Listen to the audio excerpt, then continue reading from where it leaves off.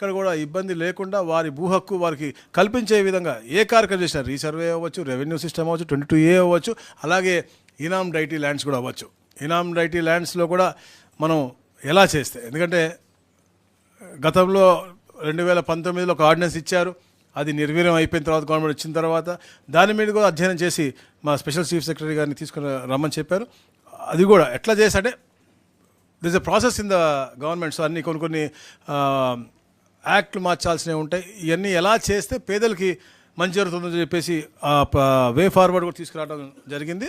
అలాగే కుల ధృవీకరణ పత్రాలు కానీ, అంటే ఆధార్ అనుసంధానంతో దాదాపుగా 2.77 కోట్ల కుల ధృవీకరణ పత్రాలు ఇప్పుడు దాకా జారీ చేశారు.